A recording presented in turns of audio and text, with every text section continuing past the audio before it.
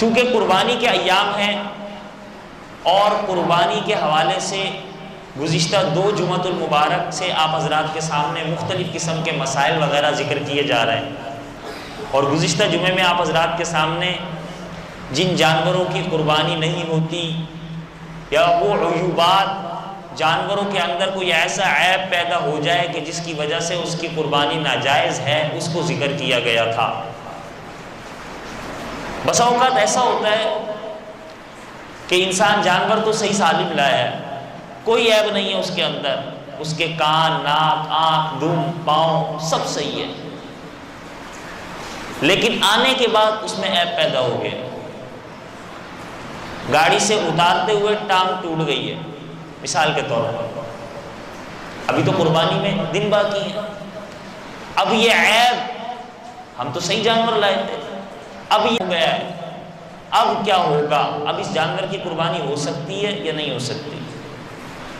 تو اس میں پہلی بات تو یہ یاد رکھیں کہ اگر قربانی کے دنوں تک وہ عیب دور ہو سکتا ہے، مثال کے طور پر ٹانگ ٹوٹی ہے، اس کا علاج معالجہ کروا کر اس کی ٹانگ کو اس قابل کیا جا سکتا ہے کہ وہ اس ٹانگ سے سہارا لے لے، تو اس جانور کی قربانی جائز ہے۔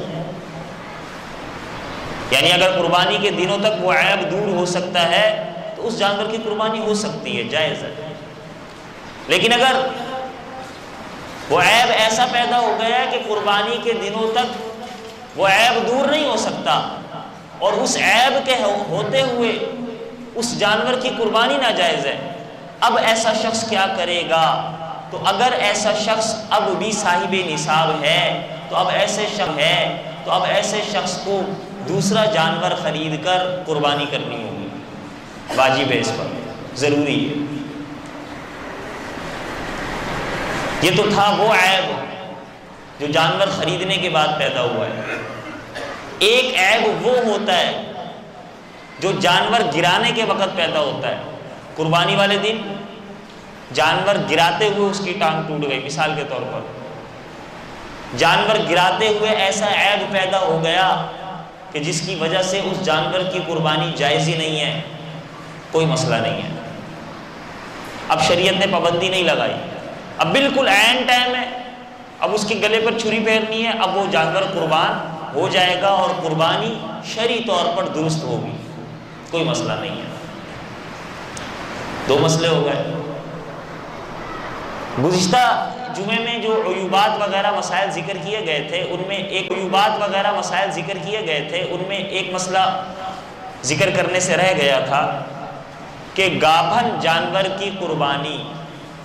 حاملہ جانور کی قربانی، اونٹنی ہے، اس کے پیٹ میں بچہ ہے، ٹھیک ہے، اسی طریقے سے بکری ہے، اسی طریقے سے گائیں ہیں، تو آیا ایسے جانور کی قربانی جائز ہے؟ بالکل جائز ہے۔ اولاً تو یہ ہے کہ کوشش کی جائے کہ ایسا جانور نہ لیا جائے، لیکن اگر لے لیا ہے تو اگر اس کے علاوہ دوسرے جانور کی قربانی کر سکتا ہے تو کر لے، بہتر یہ۔ لیکن اگر اسی جانور کی قربانی کرنا چاہ رہا ہے، منع نہیں ہے، کوئی گناہ نہیں ہے، کر سکتا ہے۔ اب اگر اس نے ایسے کسی گائے کی، کسی اونٹنی کی، کسی بکری وغیرہ کی قربانی کی، ذبح کیا، اس کے پیٹ سے یا مردہ نکلے گا، اگر بچہ مردہ نکلا ہے تب تو وہ مردہ حرام ہے، مردار ہے، اگر بچہ زندہ نکلا ہے اسے بھی ذبح کیا جائے گا، کیونکہ پورا جانور اللہ کے راستے میں قربان کرنے کی نیت سے لیا تھا، وہ جانور بھی اور اس کے پیٹ میں بھی جو ہے وہ بھی اللہ کی قرب کی، اللہ کی قربانی کی نیت سے ہی حاصل کیا گیا، لہذا وہ سب کے سب